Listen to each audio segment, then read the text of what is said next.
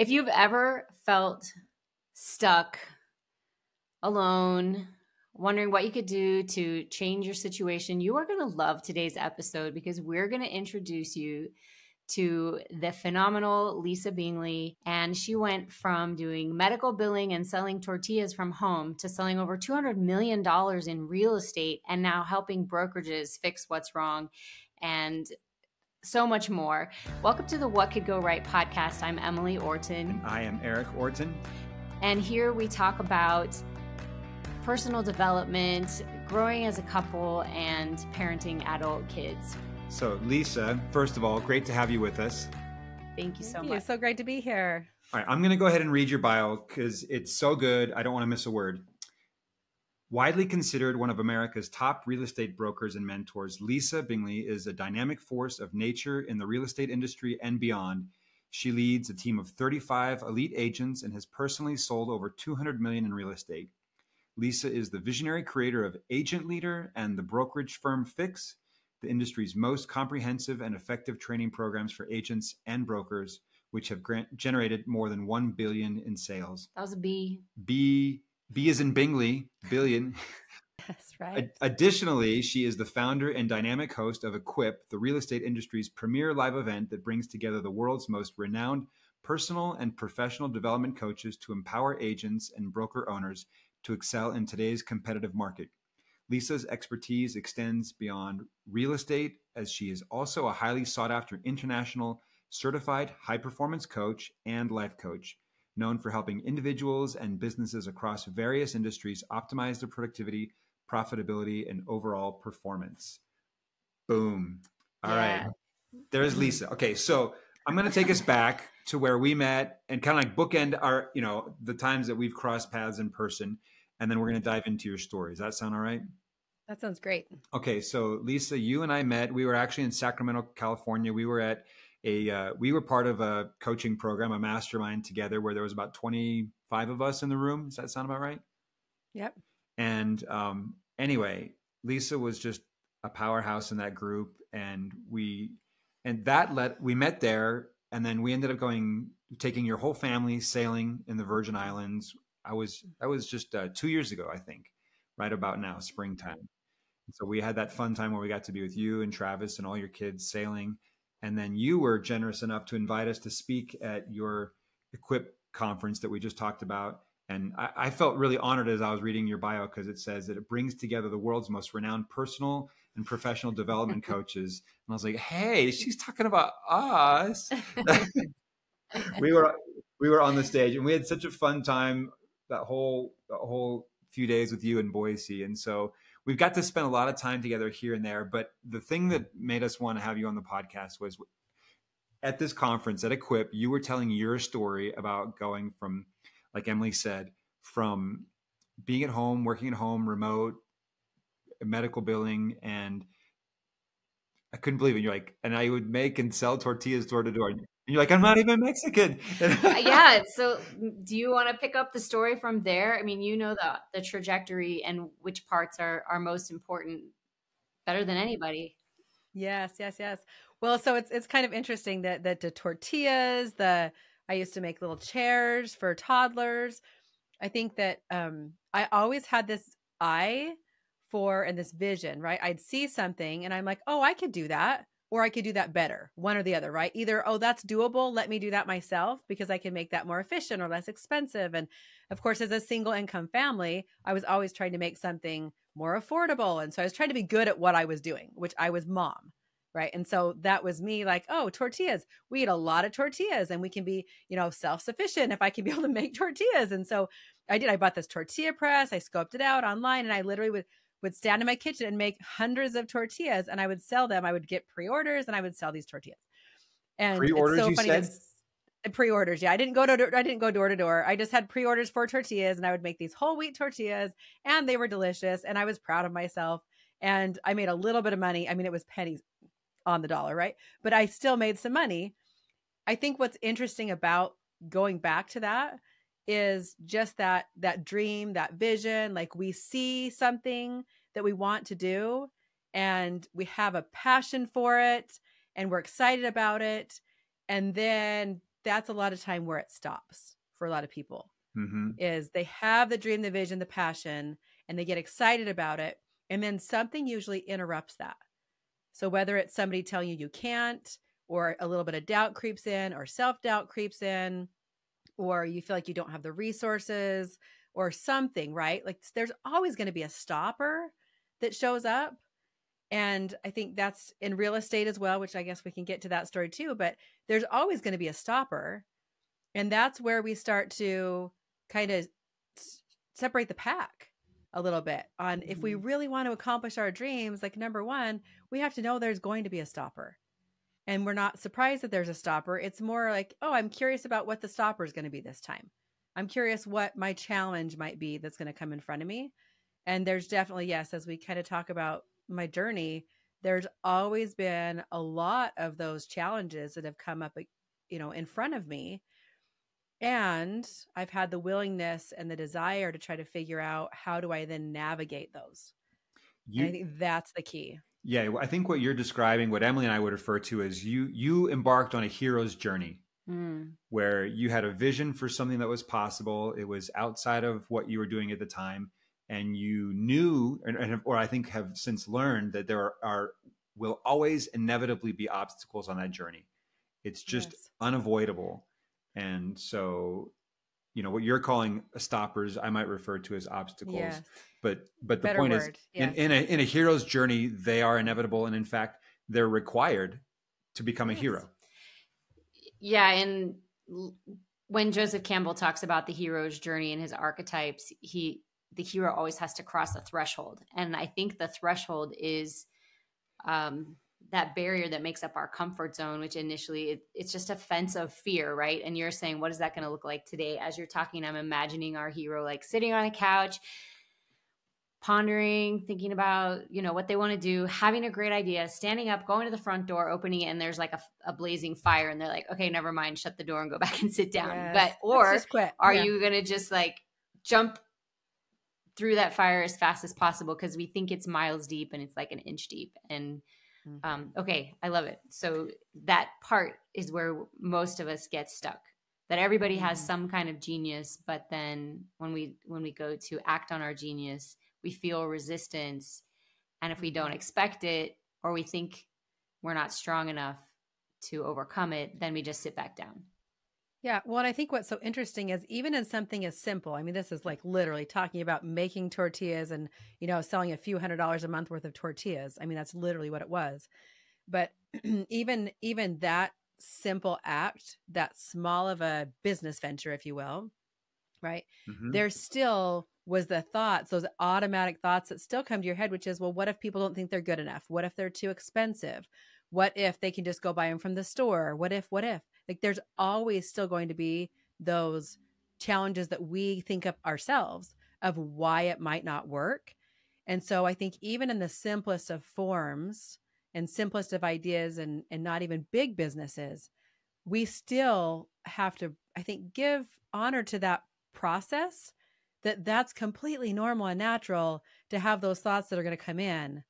And we just have to hear them, feel them, understand them, see why we're having them, and then be willing to move past that wall of willingness, right? Or past that comfort zone barrier. Lisa, do you think if you had never acted on your tortilla idea or your toddler chair idea, do you think you ever would have just like hopped over that into the bigger things that you're doing now? I think it was what I still have. I think I still would have, but I think that it was priming me. Mm-hmm. I think it was priming me. I think there are a lot of things that I was doing throughout my children's younger years when I was just home working that were still priming me for, okay, here's something I've never done before. And then being willing to try it, maybe fail at it, be frustrated, whatever that looked like. It was such a small scale, but I think that I also need to not give honor to that because it was teaching me concepts that whole time. And so then when I did get to that point where all of my kids went to school, and I'm kind of transition you now into my journey of, my kids all went to school. I was working from home doing medical billing, and I've been doing that for 2 or 3 years. I was great at it. My boss, of course, didn't want me to leave because I was phenomenal at it. And all my kids go to school, and then I'm home by myself, and we live in the country. So I don't have neighbors close to me. I've got cows and chickens close to me, but I have no neighbors. And I was so depressed. Like, it really was like ugly cry, lay on the couch when my child went to school, like just like that desperation. Just, I was so depressed.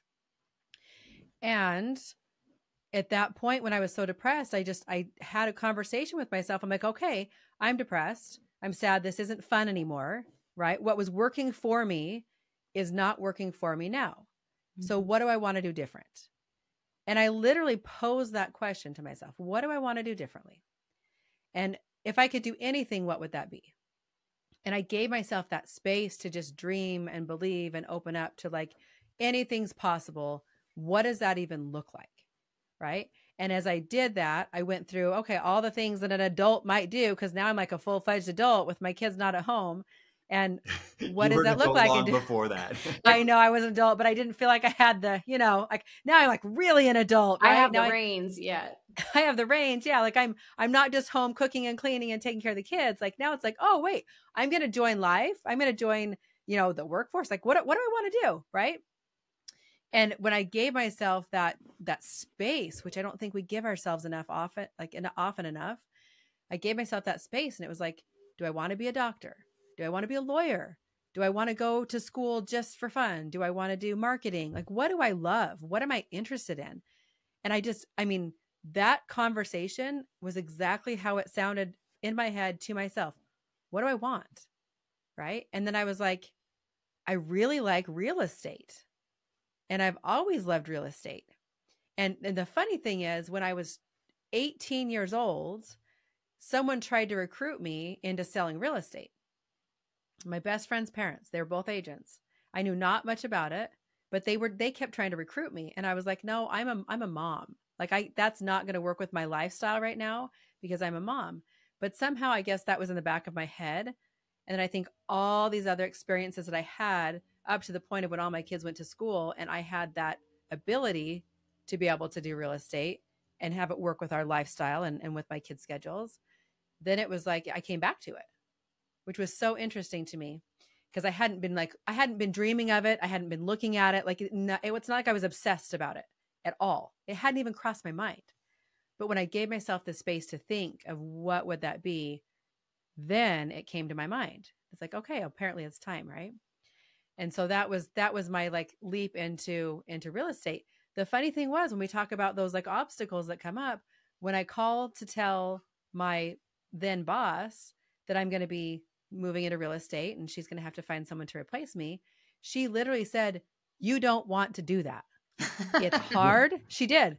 I mean, Why? It wasn't like it was supportive, like, you have amazing skills, Lisa, go do it. You're going to be amazing. No, she literally said, why would you leave a job that's secure? You don't want to do that. It's going to be hard. Everybody's a real estate agent. I mean, just all of the negativity came directly from this person whom I really loved. I mean, she was a great friend, but she was speaking from her fears. Mm-hmm. Yeah. Right. Yeah. Well, because you leaving is going to mess up her life because you're a good thing. It was a good thing. And so, and maybe she also believed that it was a hard job and that I wouldn't survive. And so why would you leave what you had that was good? Right. And so she literally tried to talk me out of it. And I was like, no, I mean, I had my mind made up. It's like, no, that's not the plan. Can we paint a picture here? And I'm sorry to interrupt you. No, go ahead. I just want people to understand the nature of this kind of work, because it's commission based, which I think is fundamentally different from a W-2 salaried job. So can you talk a little bit about why people might feel it's risky? Is there a guaranteed salary, or is there benefits, all those sorts of stuff, which I'm guessing the answer is no, no, and no. There's none of it. Yeah, there's none of it. I mean, you are an independent contractor unless you're in a specific, I mean, there are some other situations where you can become an employee in real estate, but for, 90-95% of the agents, it's commission based. 100%? 100%. Perfect. 100%. And so it's commission based 100%. And you have all of your fees and, starting a business, marketing costs and everything on top of that. So you're making no money and you have expenses. Yay, right? I mean, of course, that doesn't scream like, here, try me, jump into real estate. It sounds like so much fun. And there's not a clear path for when you would get your first commission check. Right. I think that is really important to note, because so many people jump in and they focus on that, like, where's the path, or when am I going to get my first check, and how do I get my first check? And it's very kind of consuming and stressful. And what was different about my journey, and what I know helped me to be successful, was I jumped in and I said, okay, I mean, my goal was I need, just for the whole year, I need to make $15,000 for the entire year. That was going to replace my income. I was not making a lot of money. And so 5 houses for our average price in our area, 5 houses would get me about that commission. Okay, great. That was my goal. And then what I did differently was I went, how am I going to do this? Right? Who am I going to find? Who am I going to help? What's that going to look like? And then I just kept working toward that, which is the activity. And most people focus on the goal.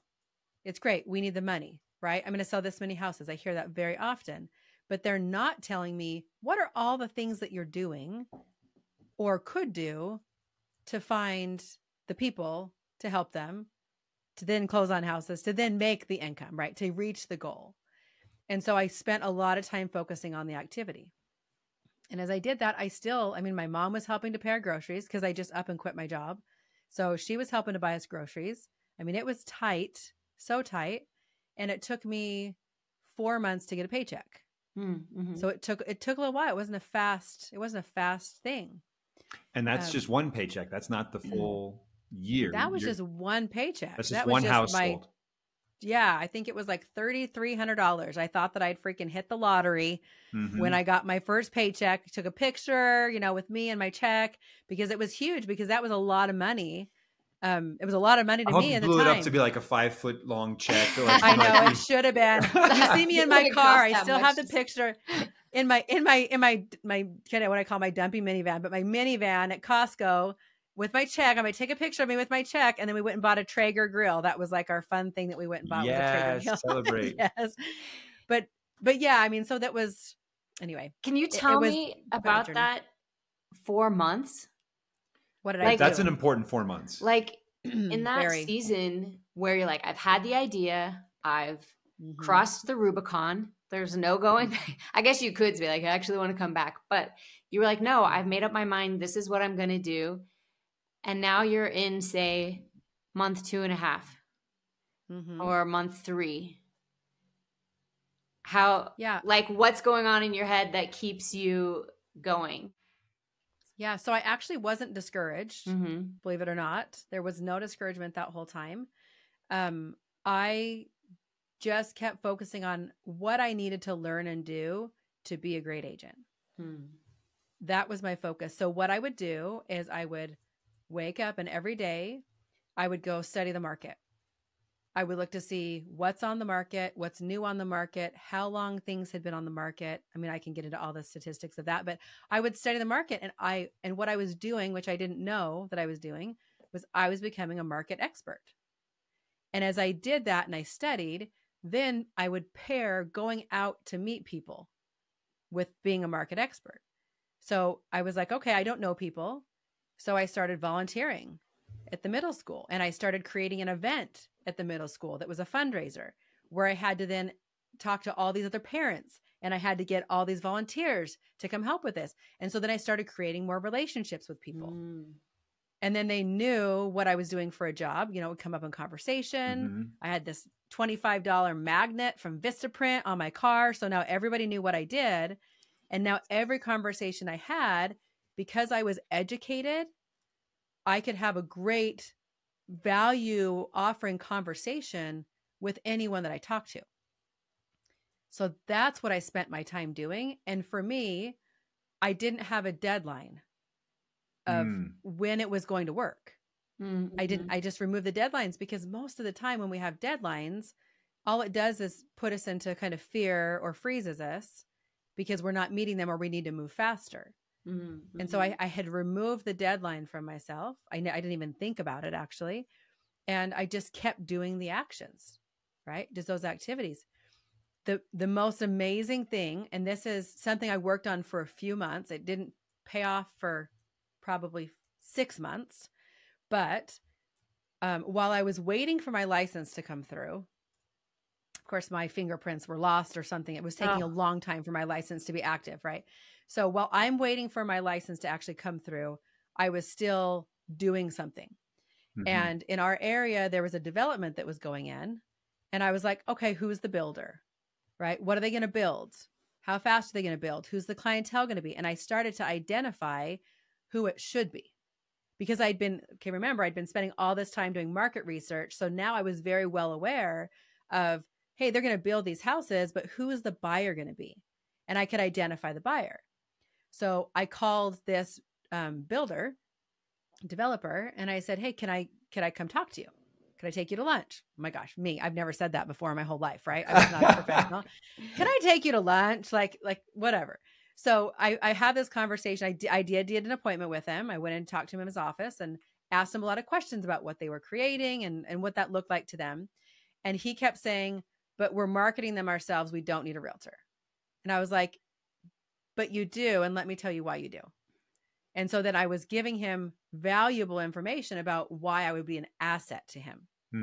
Not because I would put a sign in the ground, not because it would just go online, but here's all this data and information that I provide. And here's who's going to buy your houses. And here's what you need to design. And here's how we can design it. And I gave him this whole like vision, right? This whole picture of what this was.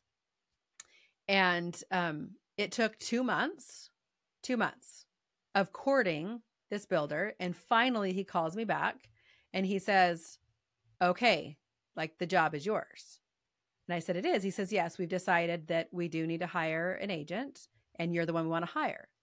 So I went and had a meeting with him, and this is just my favorite ever. So we have the meeting. He explains to me why he hired me. He said of everyone he had interviewed multiple agents. They were all courting him, right? Everybody wants this new development. So they're courting him. And there's agents who had been licensed for 13, 15 years. They'd done multi-million dollars worth of properties. And here was me. New on the block. Still waiting for my license. had my license, waiting for my license when I had first approached him. Yeah. So now I'm licensed at this point. But yeah, I was waiting for my license when I first approached it and still hadn't sold a thing, by the way. Okay. So but he doesn't know that. He has no idea. Perfect. No idea. Perfect. No idea. So we're having this conversation and he says, you want to work. Everybody else comes in and they're going to tell us how great they are and how many properties they've sold. And you came in and you told me all the things that you're going to do for us. And you want to work, and that's why we're hiring you. Amazing. And I was like, great, right? And as we left the office, I said, he's like, this is going to be great. I said, it's going to be amazing. And he said, you'd never know. I said to him, you'd never know I'd never sold a house before. And he goes, I know. And I had to say it. And he goes, what? And I was like, no, I've never sold a house before. He had never asked me how long I'd been licensed, by the way. Yeah. And so I said that, and he kind of chuckled, and he goes, we were standing outside the office, and he chuckled and he goes, well, you'd never know I'd never built a residential home before either.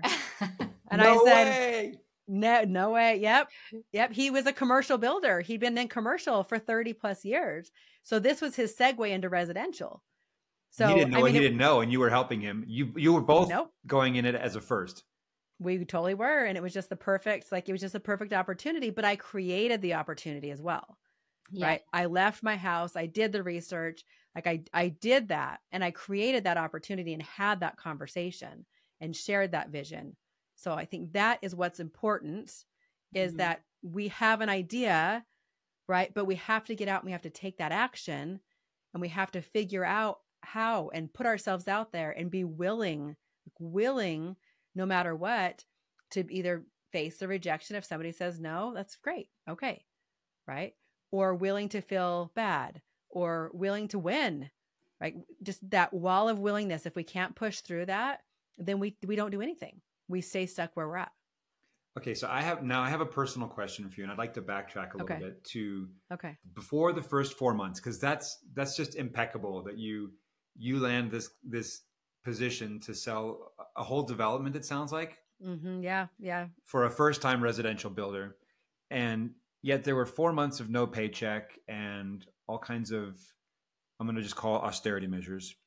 Uh, Mhm. we know Travis. Travis is your husband, and Mhm. at some point, I'm guessing you sat down and had a conversation together and said, "Hey, I'm thinking of leaving my medical billing job." And one of the Mhm. things that we get asked often is, "My spouse and I don't share the same dream. How do I pursue it?" Mhm. And I'm just curious, can you talk a little bit about how you as a couple came to that decision, and how you sort of weathered those 4 months of losing your income, not having the payoff yet. Can you just share a little bit there? Because I think a lot of people get stuck there, and I'd love for them to hear how you got through it. Yeah. Yeah. I think, oh gosh, that's a good question. So, I mean, I'm stubborn. So that's my poor husband. I am very stubborn. So when I put my mind to something, it's really hard to stop me. So I do have to say that part. When we discussed it and we talked about it, and I said, this is really what I want to do, he has always been the most supportive person that I could find. I mean, he literally will support me through all my crazy ideas, whatever I think I want to do. He's always like, okay. And he has a lot of belief in me. So a lot of belief and a lot of support. So I think that was a big piece of that. There was a lot of hard conversations of when he's like, you're not making money, or you're spending money on something, but you're not making money, or Mm-hmm. what is this supposed to look like? And so I think what was key in those conversations is allowing him to have his emotions and his fears, which were very warranted, but not taking those from him, not having those become my fears. Because if they were my fears, I wouldn't take action. I would Mm-hmm. stop because it would be Mhm. scary. So it could continue to be scary for him on one hand, but on my hand, I'm like, no, I really believe in what I'm doing. And I would just have to communicate to him the belief in what I was doing.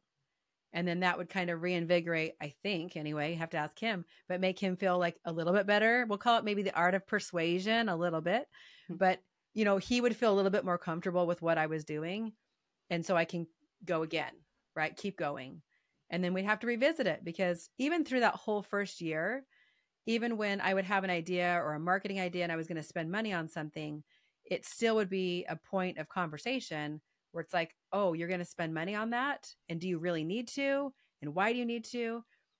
Good questions, because it did make me have to validate why I was doing what I was doing and that I wanted to, right? Mm-hmm. Or that it was worth it, or that it was important to do it. So often I think that we look at, when we have spouses that don't share our dream and don't understand our vision, that we're trying to convince them that they need to. Mm.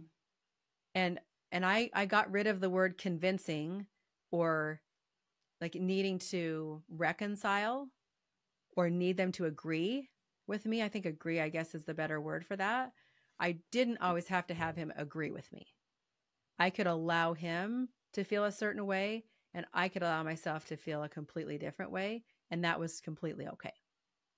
Right? So I think that's a lot of it. Yeah, I think you're actually just turning that on its head, because most of the time in a marriage relationship, you're like, well, we want to get on the same page. We want to get on the same page. And you're saying you're allowed to No. be on a different page. We can be on Yeah. different pages and still move forward together. Yes. Yeah. Well, and the metaphor that I often use in our marriage is that, my background is in music, and the whole point of music is not for everybody to be singing the same note at the same time for the same duration. Mm-hmm. I'm a big believer in harmony, and harmony means that we're going to be singing. There's going to be different notes, different cadences, different rhythms. And they can still weave together and be beautiful or exciting or energetic or create some kind of emotion. And an important part of music is dissonance. You don't have, I'll try not to get technical, but you have to have a certain amount of dissonance Like a to create tension so that you can have kind of a tension release. Music is very unsatisfying if there's never any tension. Mm-hmm. And Mm-hmm. is that it? Can we I say get that? it. Well, That makes also, sense. we were actually just up in Idaho last week. We went to City of Rocks, and we both were at the top of this rock formation, and we needed to rappel down. And so for the first time, we simultaneously rappelled, which meant we had to get the rope at its, halfway point through the bolts or the chains. And then we had to have equal tension between us, and we descended at the same time. And we were like, just sometimes it's actually really important to have that tension. And so, yeah, if there wasn't tension between us, then that meant something was wrong and we were going to kill ourselves. I think my favorite story about tension was somebody was flying a kite and the string just kept going and going and going. And he thought, oh man, this kite's going to fly so high. I'm about to run out of string. I should just cut the string and see how high the kite can go. But as soon as the tension was removed, the kite crashed. Yes. And so anyway, I guess, I don't know. I kind of like this little unexpected conversation around how in a marriage, not only do you not have to be on the same page, sometimes it can actually be helpful.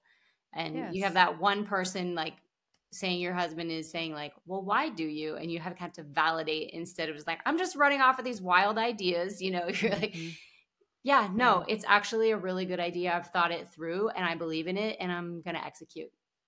Yeah. But there was just a little bit of pushback. Yeah. And the pushback, I think pushback is healthy. So I think as long as you can have healthy, like within the marriage, as long as you can have healthy conversations, I mean, a little bit of sparring, right, is healthy.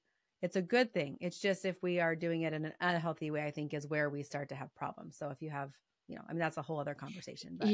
But we've practiced a lot on how to communicate and have differing opinions, and be able to have those conversations in a very healthy way.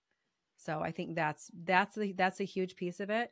And it's not that we have to ever agree on everything, but we can have a good conversation and allow each other to have different thoughts, and that's good.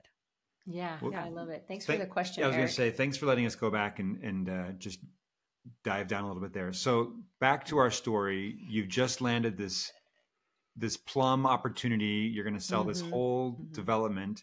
I'm assuming that this is, obviously you're about to sell your first house. So this is kind of a breakthrough for you. Talk to us about how it plays out and then what it leads to. So it was such a great educational experience for me. So what I did was I dove in even more and I learned everything about how to build a house. So I ended up, they were in the middle of building their first 3 homes. Oh, so this place isn't even built yet. No, this is like there was dirt and there was roads, and they had 3 that were going in the ground that they'd already started. They weren't finished, but they were already started. And so I got to come in and have an idea about what I thought it would look like as well. And luckily they were receptive to that.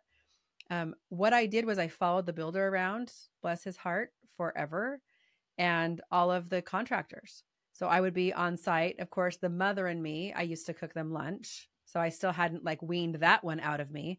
So they loved me because I'd bring some yummy stuff, Tortillas once a month or something. I know, right?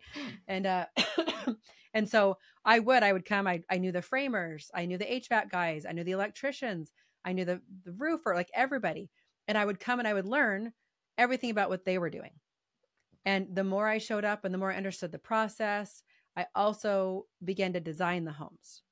So yeah. So I would walk through the 3 that they had and I was like, oh, like this is a design flaw, which I don't think I called it that back then because I didn't really know what it was. It just was like, why would you put this closet here? What is your idea? Or there's not enough counter space. Well, I'd lived in enough houses that when I bought my first house when I was 18. So I'd lived in enough and been in enough poorly designed homes that I was like, hey, why are we building this way? Why don't we build so that it works with the way people function and move and all that kind of stuff? So then I just started taking the reins, and every buyer that I would have come in, I would help them custom design a home. So what this turned into was me designing 50 homes in this development, all custom. And so I would take the client's vision and we would find, I did an idea of plans, and we'd take those and then we'd take him to the drafter. I'd work with the drafter and make all the changes and design it to be the way they wanted it to and the way that they functioned in their home. And then I would help them choose all of their finishes. So then they could see what do you want it to look like, and help them with the colors and all of those things. And so the entire process from start to finish, I did that with every single client that came in. It took us quite a few years, 4 years to finish the entire development. It was not fast, but yeah, so that was an unexpected journey that I went on, because then my very first year, I now understood so much more about construction and the way a roof should be put on, and what happens if the gutters don't go on the right way, or what good sheetrock and drywall jobs look like. And I mean, just all these things, which again was education to help me with every other home that I sold. Mm-hmm. So that was very cool. And I think the best thing that I ever could have had, because now still to this day, I'm working on other developments, and those are skills that I can lend to other builders, which is how to design and finish homes, and then what that journey looks like for the client. So all because I was willing and wanting to be educated and learn. And I never showed up and was like, oh, I want to just go do this so I can make more money. Right. And I always teach my agents that the byproduct of what you do is a paycheck, but that's the byproduct. So if we focus on the activity, if we focus on the thing that we love and that we're doing, like, you will get paid for that, right? It will happen, but let's focus on the thing that you love and doing really good at the thing that we love to do. And I think that's probably the best thing I've ever done in my business, for my business.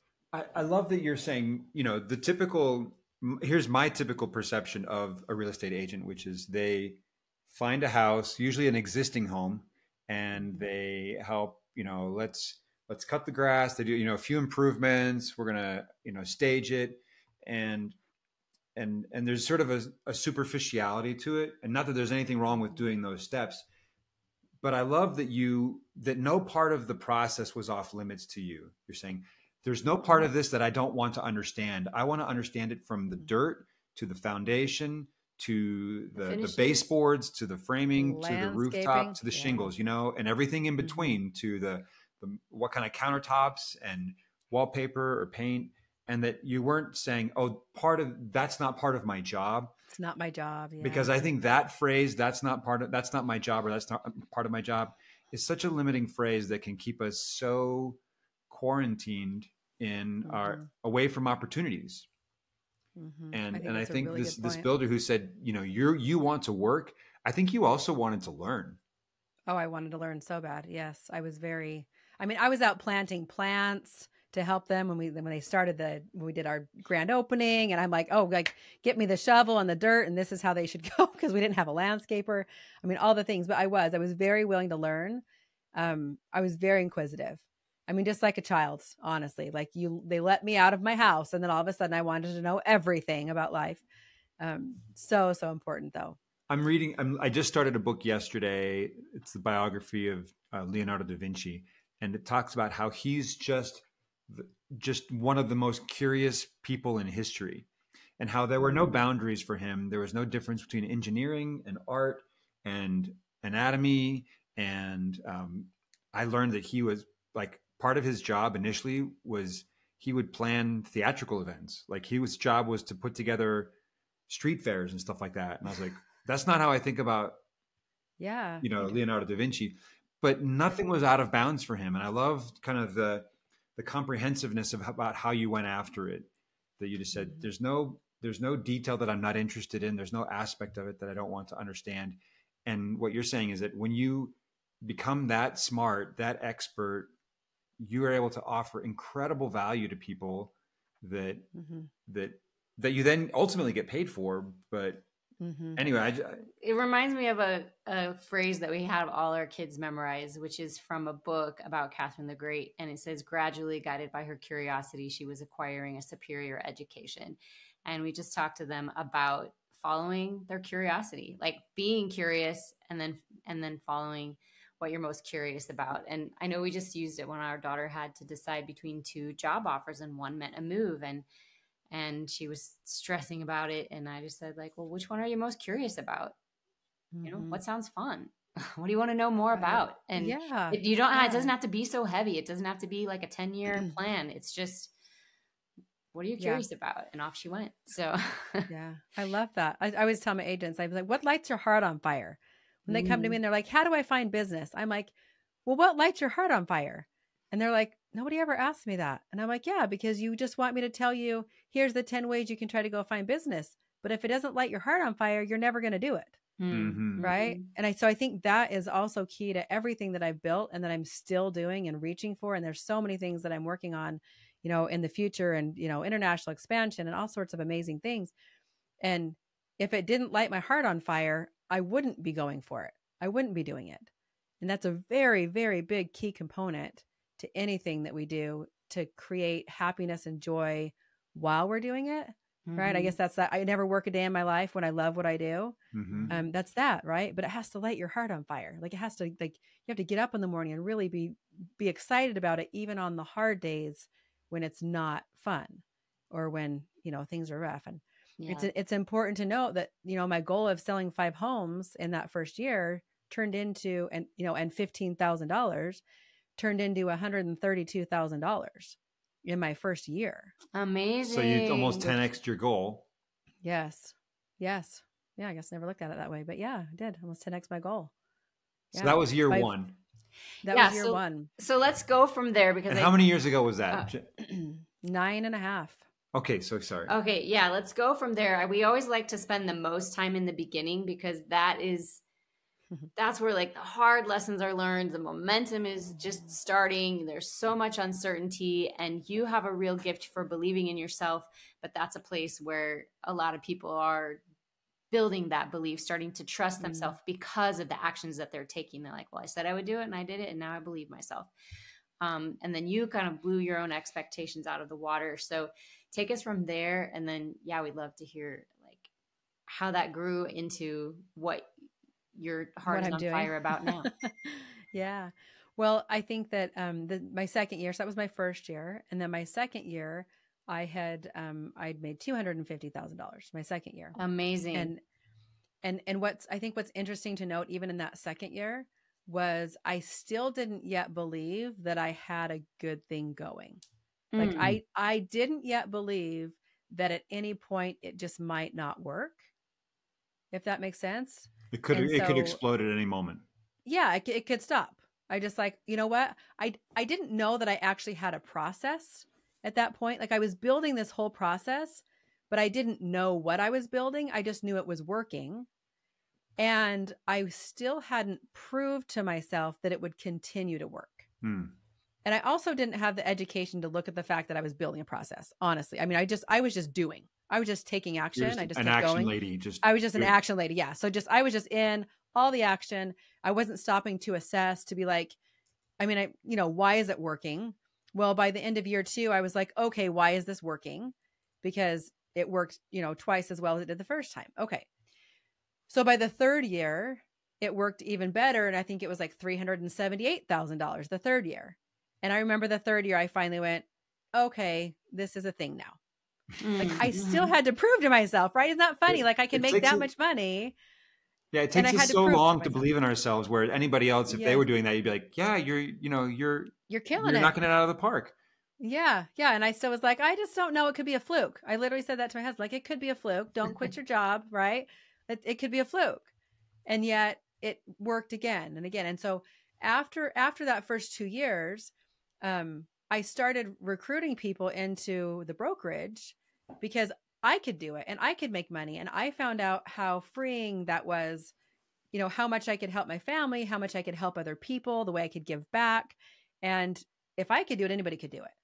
I mean, I have 1 semester of college under my belt that I actually think I blaked out. I don't even remember, but that's it. That's my higher education is 1 semester of college.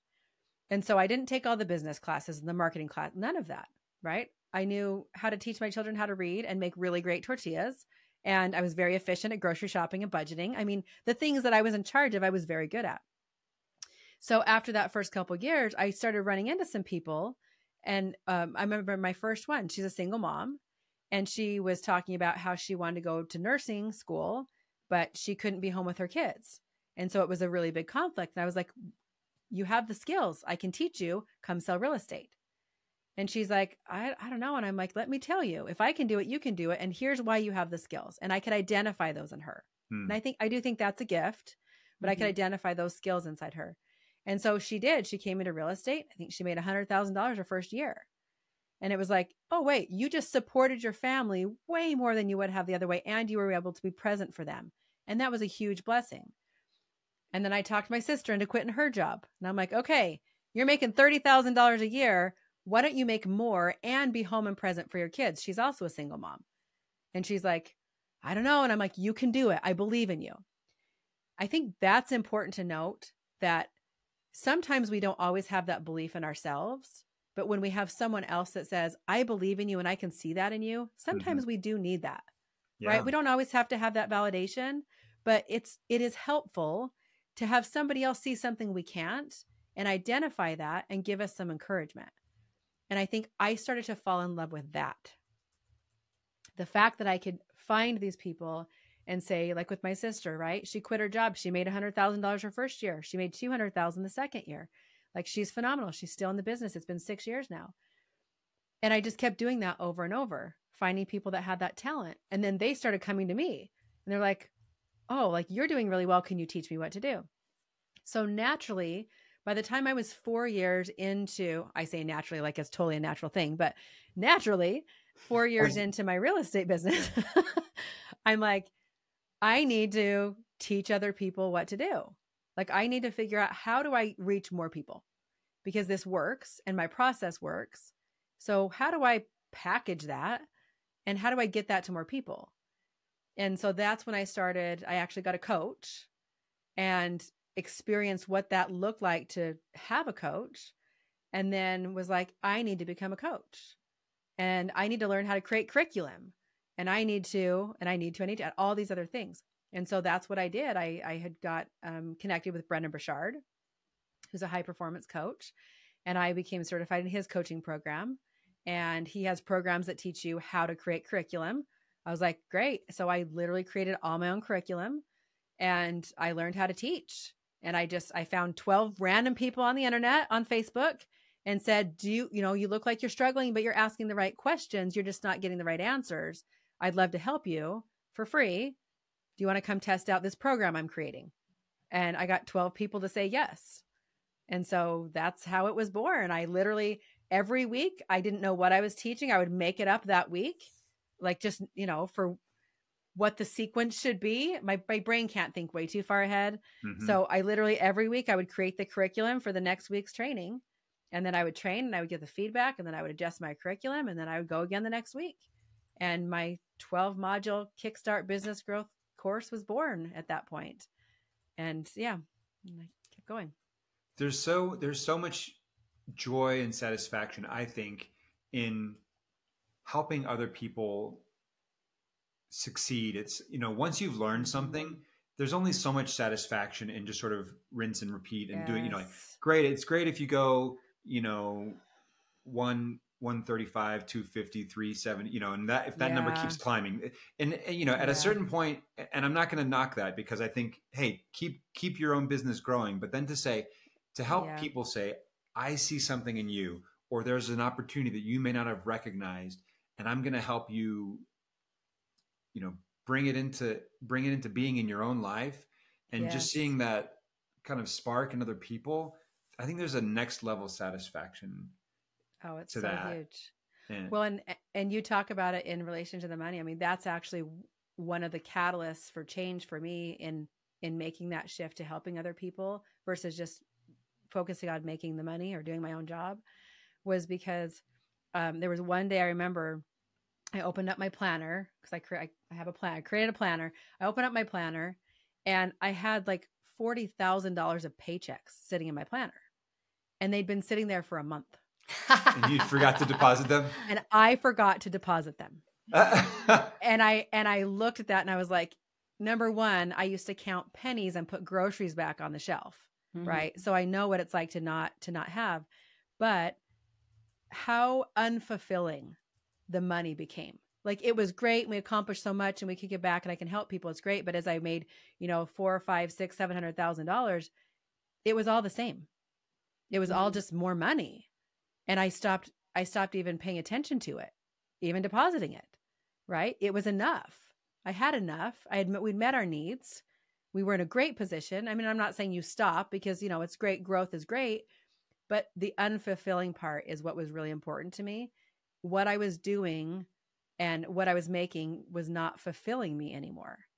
But I found that fulfillment in helping other people to be able to achieve just like I had achieved, and got out of that point where I was putting groceries back and not going on vacation and struggling over bills and all of those things. And so that's the huge shift that I made, was right there. Well, yeah, and that's amazing. I think that's such a it's a quiet moment, such a self-awareness. Mm-hmm. Yeah, a quiet moment of realization. And I think it's okay, because so often we'll say, you're trying to figure out the finances for your family, and you're going on this journey, and it's okay to get to a place where you struggle, and you're on this hero's journey, and you push through all the obstacles, and you prevail, and you succeed, mm-hmm. and you accomplish the thing that you set out for, and by saying, you know what, okay, I don't want to just do that again. I don't want to just do more of that. Mm-hmm. Doesn't discredit anything that you've done, anything you've accomplished or learned, but just saying, okay, now what's the new thing? What's the next thing? And you move on to a new chapter. And I don't think that there's any,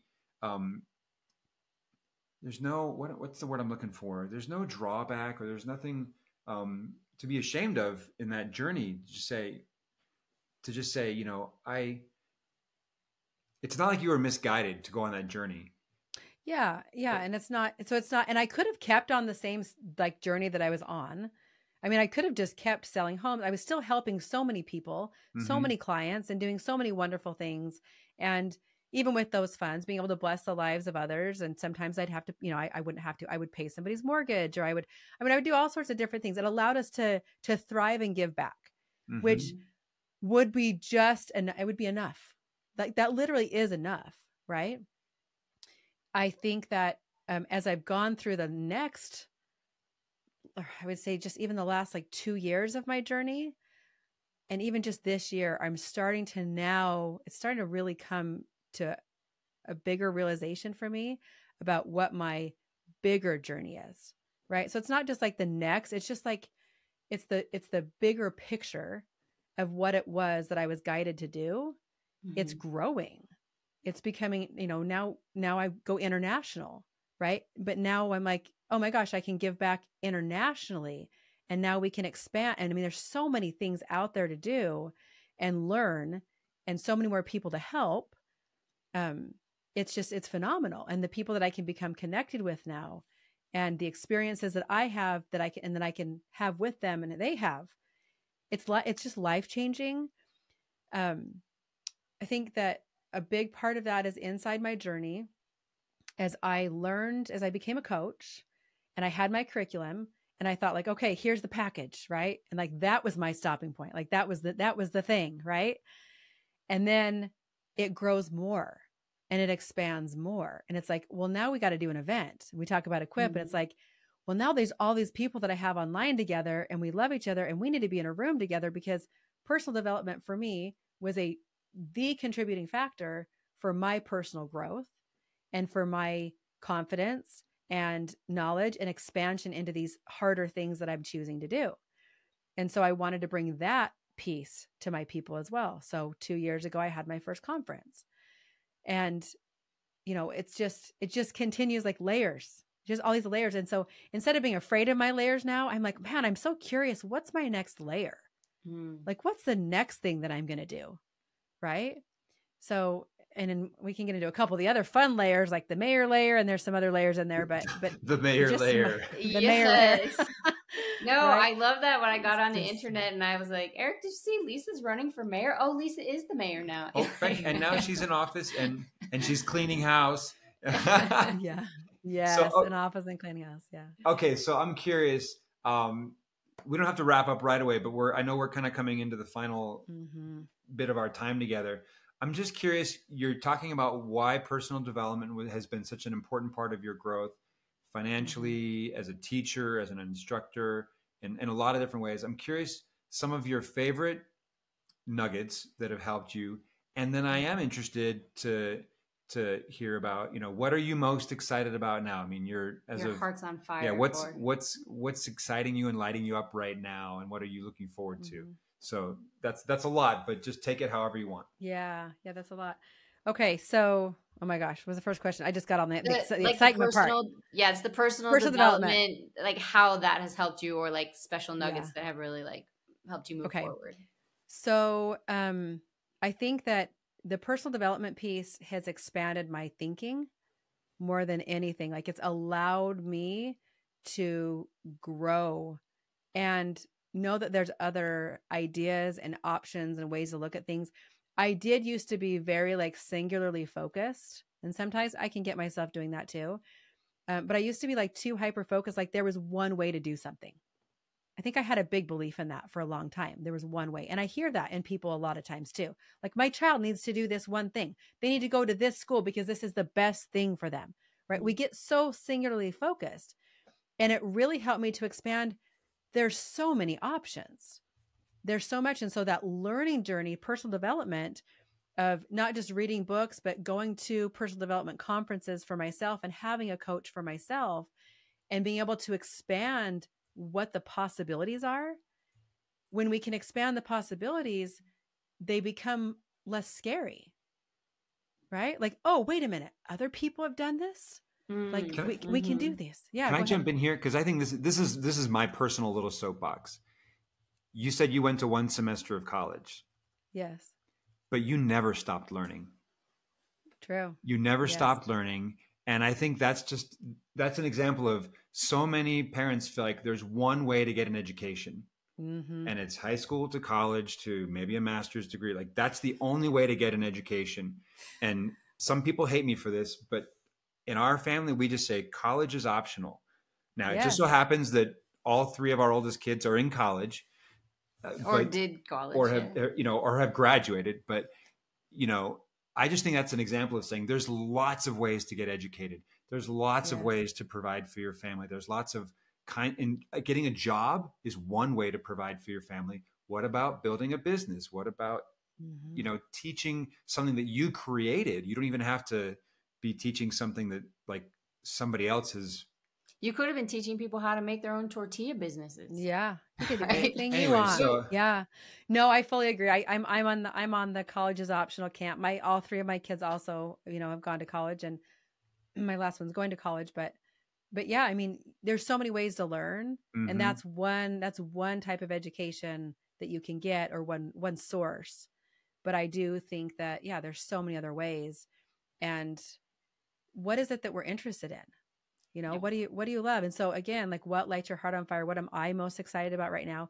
I am deep into reading.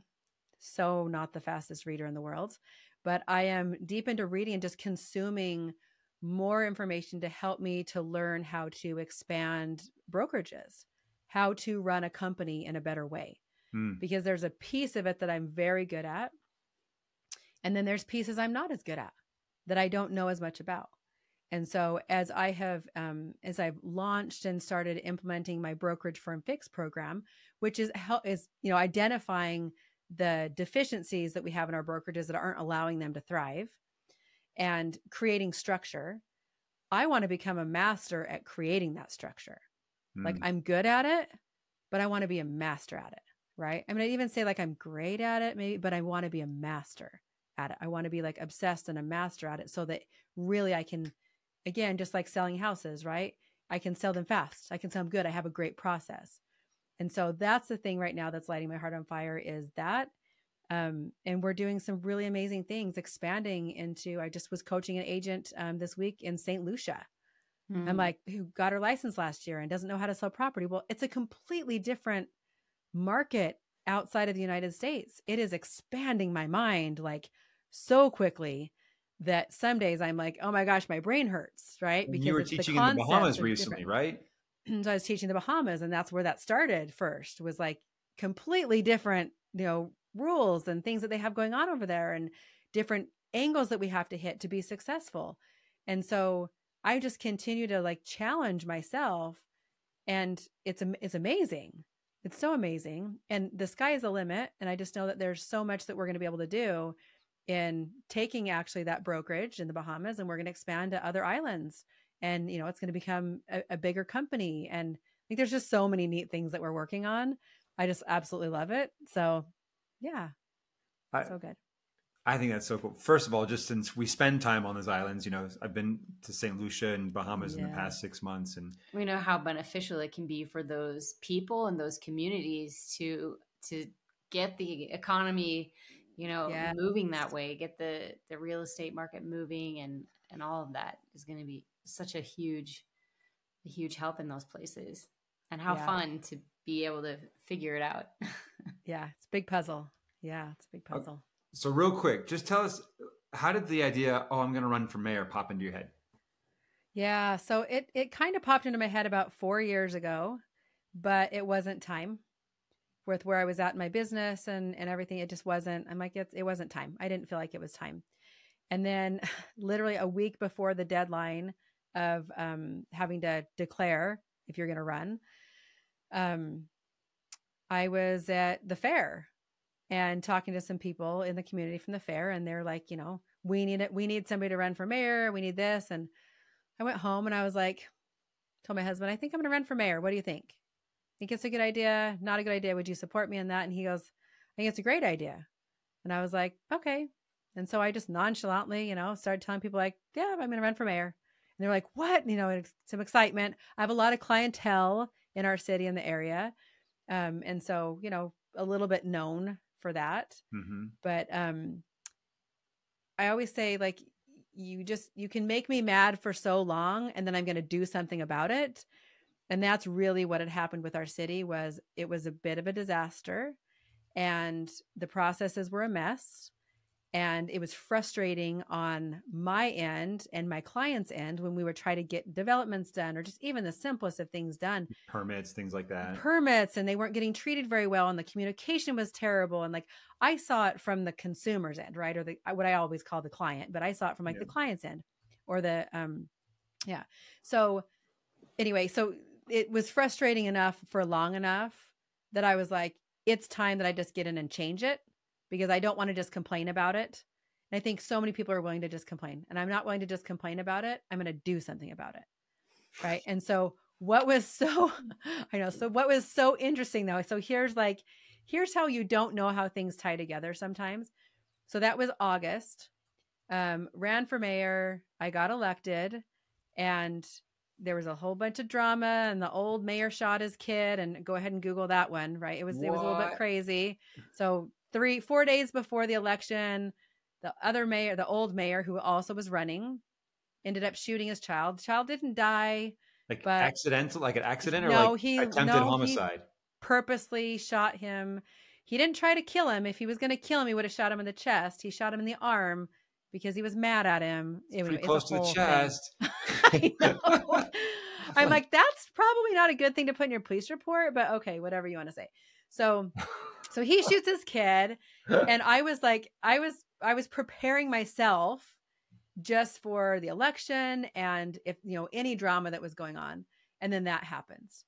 And I was like, and I had just been at a personal development conference, and I had just been in the room with Brendan Burchard, who's the world's number 2 coach in the world, mindset coach in the world. And he literally was talking about how you handle drama. How you handle drama. I have notes in my notebook. How you handle drama. And somebody else had asked the question. It was completely unrelated. And I took all these notes about it and how you respond to that and how that happens. And literally I'm in the airport to get on my plane the next morning. And I get a phone call from a news station who says, we'd like a comment about what had happened. And I was like, how do I handle drama? And I literally pulled my notebook back open and I read through my notes and I was like, okay. And then I typed up a statement and I submitted my statement. That's part of that learning journey. That's why I'm always feeding myself, because you never know what you're going to need. Right. And so I continue to arm myself with information so I can be able to respond the way that I need to or help people the way that I need to. So anyway, so I get put in as mayor, which is great. But what had happened was I got in and things were in such disarray and everybody really hated their jobs. And we had to launch an investigation into the former clerk. So she was gone. And I mean, it just, one day I'll write a book when this investigation's over. But You've told me some of this, and I know it's wild. Yeah, it's wild. I mean, it is just a whole thing. But what I think, I'm going to like bring it back in. I know I just squirreled a little bit. What was most interesting is I knew nothing about how the government or how the city government ran, like zero. Okay. I've never loved government. I don't love all the rules. So I've just stayed far from it. So now here I am, like, I'm going to come in and fix you, but I know nothing about you. And so what I had to do was I sat down and I would interview every single person or have just kind of a one-on-one. I'm a coach, remember? I'd have a one-on-one with everyone who worked for the city. And I would say, what's working and what's not working? And tell me what your responsibilities are. And I have all these notes on every single person. And then that started to reveal the problems that were going on inside the city and what wasn't working. And so then I broke down all the aspects of how the city ran. And then I had to fix it. I had to find out, do we need these certain people in place? We need to change these processes. Who's the right person for the job? Okay. So that's the short version, right? So I did that for about 3 months with the city. At the exact same time, my brain says, I know that I wanted to train brokerages, but the brokers are broken and the brokerage is broken. So here I'm trying to help all these agents be successful, and they're working off of a non-functioning foundation inside the brokerage. I'm going to brokerage firm fix them. And that's the words that we came up with, brokerage firm fix. I'm like, okay, this is a holistic approach to, I'm going to come in. I know nothing about your business or how you're running it. I'm going to investigate it. I'm going to find out. I'm going to assess it. We're going to audit it. And then we're going to create a custom plan for how to do better, right? How we're going to make this a really thriving, phenomenal business. And so that's what I'm doing now. So I'm still training agents, but at the same time, like, I'm now getting into brokerages and getting on the ground level. That would have never happened the way that it happened without the mayor experience, without having to do that and create that confidence that something I knew nothing about, I could walk in and I could still figure it out. Right? One of those stepping stones that just ties so perfectly together. So, well, I love that you're able to take something that seems unrelated, this municipal role as a mayor, go in and take something that's abstract and kind of wrestle it to the ground, and then learn from it and say, now I'm going to apply it. I'm going to go back to Da Vinci now, since I was just listening to this morning. The thing that made him a genius, and the reason he was so innovative, is that he would cross these barriers. There was no barrier between, in your case, being mayor and being a real estate coach. Just like there was no barrier between being a real estate agent and construction. You're saying, that's not off bounds for me. I'm going to go there. I'm going to learn about it, and it's going to serve everybody better. I'm going to be mayor. I'm going to learn what I learned there, and that's going to serve my business and my clients and my community better. And so I love sort of the omni 360ness of it. Yeah. And so that's what you're doing now. So that's what I'm doing now. Yep. I love it. What a journey. I mean, we'll check in 5 years from now, and I imagine it'll just have grown exponentially. Yeah. Lisa for president. Yeah. Yeah. Oh, I don't know about that one. It would take more than 4 years to interview everyone who works for the president. Yes, and know what they do and fix their mess. I know. All right. So tell us what people, if people want to find you, if they want to work with you, if they're excited about what you're doing, what do you want them to know about, and how they can work with you, and where do they find that? Yeah. So, I mean, you can find me at agentleader.com, and so that you can see, all the things that I have to offer there. I work with brokerages, so you can hire me to come work with your brokerage. And I also work with individual agents. So I do have a training program for the individual agents to come into.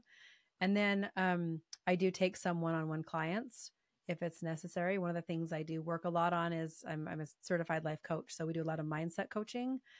I've done addiction coaching. I kind of end up in all these little areas, but whatever ails you, whatever's stopping you from making progress, I've educated myself so that we can be able to move through those things so that you can be able to thrive. So, social, I'm on Instagram on Agent Leader Lisa, and yeah, it's the best places to find me. All the links will be in the show notes, so they'll be easy to just click and link right through to Lisa.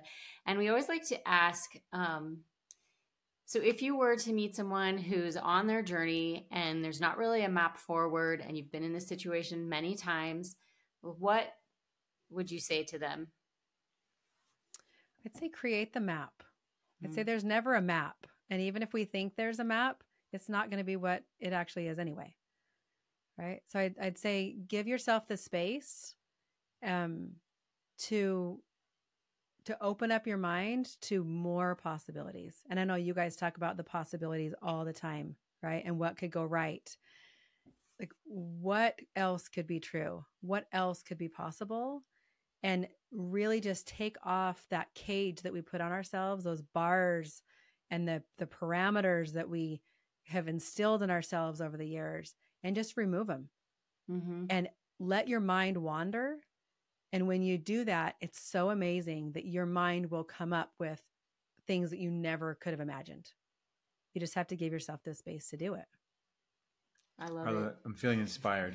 Yeah, we always do ask that. It's what could go right, but we love to be, there has to be, you know, sometimes you just need to hear 100 different people say it. No, it's real. Like, actually just let yourself think about it before someone will believe it's true. So I'm so excited for our listeners to get to hear all of your exciting stories and like just the really relevant, relatable journey that you've been on.